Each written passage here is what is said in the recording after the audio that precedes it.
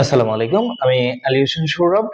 আজকে আমাদের লাস্ট ক্লাসে যেখানে আমরা ছেড়ে রেখে আসছিলাম, আমাদের পরমাণু সম্পর্কে আমরা জানছিলাম যে পরমাণুর ভিতরে ইলেকট্রন, প্রোটন, নিউট্রন ইত্যাদি অনেক কিছু থাকে। এখন কথা হলো যে এগুলো আসলে কোত্থেকে, আর পরমাণুটা সম্পর্কে কোন কোন বিজ্ঞানীরা দিয়েছেন। একটা ইন্টারেস্টিং কাহিনী হচ্ছে যে পরমাণু সম্পর্কে কিন্তু একজন দুইজন বিজ্ঞানী দেয় নাই, অনেক বিজ্ঞানী সেই 1803 সাল থেকে এখন পর্যন্ত দিয়ে আসছে, আর সর্বশেষ দিয়েছেন হচ্ছে শ্রোডিঙ্গার।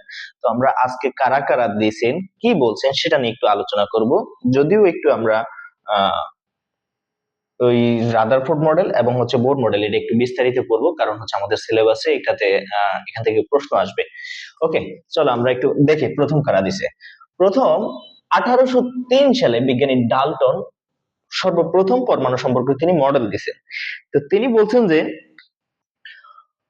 পরমাণুর একটা পদার্থ গঠিত হচ্ছে সবচেয়ে ক্ষুদ্র ক্ষুদ্র কণা দিয়ে, এবং এই কণাগুলো হচ্ছে অবিভাজ্য।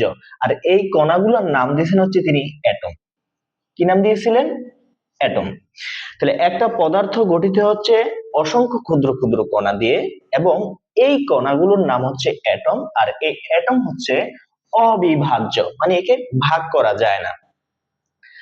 তারপরে একই মৌলের সব পরমাণু একই রকম, মানে একটা যদি তুমি মৌল বা পদার্থ নাও, এর ভিতরে যতগুলো পরমাণু আছে সবগুলো একই সাইজের, একই রকম। কিন্তু কথাটা হচ্ছে কি, এই বিজ্ঞানী যা দিয়েছিলেন তার মোস্ট অফ দা কথা এগুলা আবার আরেকজন বিজ্ঞানী এসে যাচাই করছেন। তো যাচাই করে তিনি দেখতে পাইছেন যে এর ভিতরে অনেকগুলো ভুল আছে। যেরকম কি, ধরো পদার্থের অতি ক্ষুদ্র কণার নাম তিনি অ্যাটম দিচ্ছেন, কিন্তু এই অ্যাটম তিনি অবিভাজ্য বলছেন। ওকে, কিন্তু অ্যাটম কিন্তু অবিভাজ্য না। এই অ্যাটমের ভিতরেই আমরা গত ক্লাসে পড়ে আসছিলাম যে অ্যাটমের ভিতরেই আবার তিন মৌলিক কণিকা গুলা থাকে, যেমন ধরো প্রোটন, তারপর হচ্ছে নিউট্রন, তারপরে ইলেকট্রন। এই সম্পর্কে এই রাদার বিজ্ঞানী ডাল্টন কোনো মতবাদ দেননি, বা এই সম্পর্কে তিনি বলতে পারেন নাই। পরবর্তীতে 1903 সালে, তোমাদের কি মনে আছে যে 1897 সালে বিজ্ঞানী জে জে থমসন কিন্তু ইলেকট্রন আবিষ্কার করছেন। এই ইলেকট্রন আবিষ্কার করছেন কে? J J Thomson. ইলেকট্রন আবিষ্কার করার পরে উনি 1903 সাল থেকে 1904 মেবি এর ভিতরে তিনি তার মতো করে তিনি আরেকটা মডেল দিয়েছেন। এই মডেলটাকে বলা হয় হচ্ছে তোমার জে জে থমসনের মডেল। আর এই মডেলে তিনি বলছেন যে পরমাণুটা ধরো একটা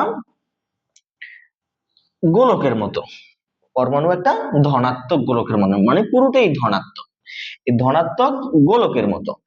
আর এর ভিতরে যে এই ইলেকট্রন যেগুলা তিনি পাইছেন, ইলেকট্রন গুলা ধরো এরকম ভাবে ছড়ানো ছিটানো অবস্থায় আছে।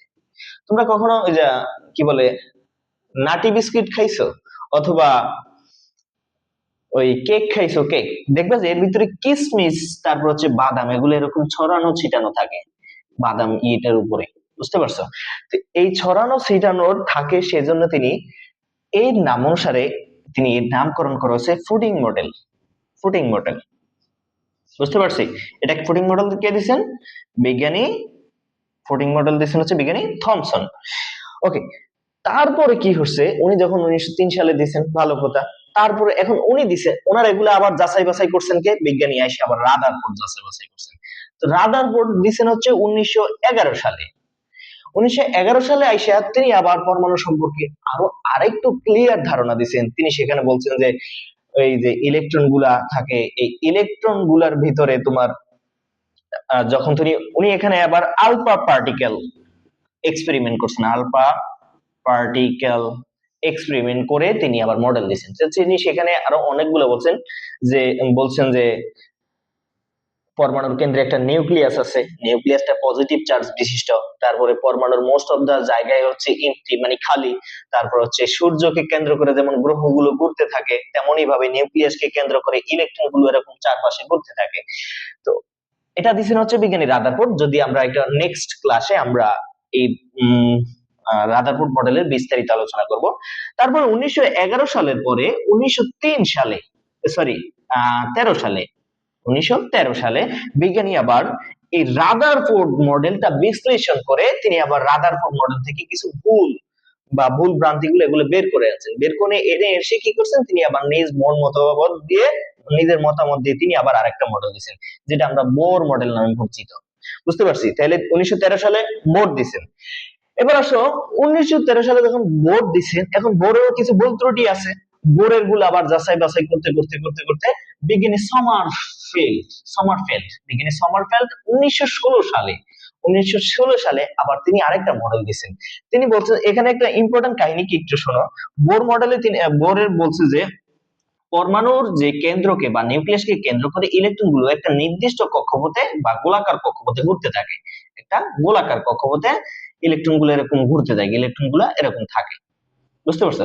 তো সমারফিল্ড এসে বলছেন যে ইলেকট্রন গুলো শুধু এই গোলাকার কক্ষপথে না, এর ভিতরে আবার উপবৃত্তাকার বা কক্ষপথ থাকে, বা কক্ষপথ গুলো বৃত্তাকার এবং উপবৃত্তাকার হতে থাকে। যেমন ইলেকট্রন গুলো এরকম না, এটা গোলাকার না, এরকম সেপ্টা মেপ্টা হইতে পারে।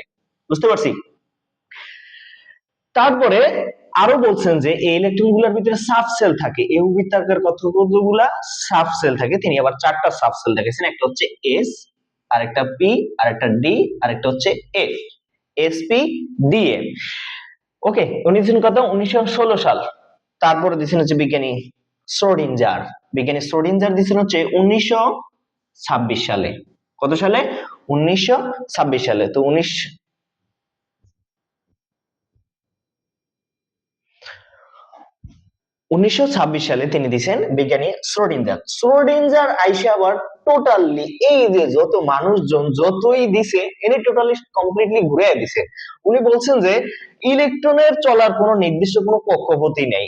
মানে তার মানে কি, ধরো এই যে রাদারফোর্ড যেটা বলছে, তারপর বোর যেটা বলছে, শ্রোডিঞ্জার সমারফেল্ড যেটা বলছে, উনি এটার পাত্তাই দিলেন না। উনি বললেন কি, ইলেকট্রন নিউক্লিয়াসের চারপাশে কোন নির্দিষ্ট কক্ষপথ আকারে ঘোরে না, ইলেকট্রন ঘোরে হচ্ছে মেঘ আকারে। এখন এই মেঘ আকারটাকে যেখানে ইলেকট্রন পাওয়ার সম্ভাবনা বেশি থাকে সেই অঞ্চলটার নাম হচ্ছে অরবিটাল। কি নাম?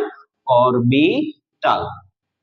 তিনি সেটার নাম দিয়েছেন অরবিটাল। আর এই অরবিটালের মাধ্যমে তোমার ইলেকট্রন নির্ণয় করা হয়, মানে ধরো একটা নিউক্লিয়াসের চারপাশে কোথায় ইলেকট্রনটা আছে। ক্লিয়ার? এই ছিল হচ্ছে আমাদের পরমাণু সম্পর্কে কারা কারা এখন পর্যন্ত মডেল দিচ্ছেন। দেখা গেল যে এই শ্রোডিঞ্জারের পরে আরো আরেকজন দিছে, আরেকজন আসবে, তোমরা কেউ দিবা, তখন আবার চেঞ্জ হয়ে যাবে, আবার নিত্য নতুন আমরা কিছু জানতে পারবো। তো প্রথমে দিচ্ছেন হচ্ছে বিজ্ঞানী ডাল্টন 1803 সালে। তারপরে হচ্ছে বিজ্ঞানী তোমার জে জে থমসন, সেটা দিছে হচ্ছে 1904 সালে। তারপর হচ্ছে 1903 সালে। তারপর হচ্ছে বিজ্ঞানী রাদারফোর্ড দিছেন হচ্ছে 1911 সালে। তারপরে 1913 সালে দিছেন হচ্ছে বিজ্ঞানী বোর। আবার 1916 সালে দিছে হচ্ছে বিজ্ঞানী সমারফেল্ড। তারপর হচ্ছে লাস্ট যেটা দিছে সেটা হচ্ছে 1926 সালে দিছে হচ্ছে বিজ্ঞানী শ্রোডিঞ্জার। এই ছিল পর্যন্ত হচ্ছে আমাদের এখন পর্যন্ত মডেল যারা যারা দিছেন তাদের নাম। তাহলে কয়জন দিছে? 1 2 3 4 5 6, 6 জন পর্যন্ত পরমাণু মডেল দিছে। আর আমরা আগামী ক্লাসে আমরা এই রাদারফোর্ড পরমাণু মডেল ও বোর মডেল এটা সম্পূর্ণভাবে বিস্তারিত আলোচনা করব।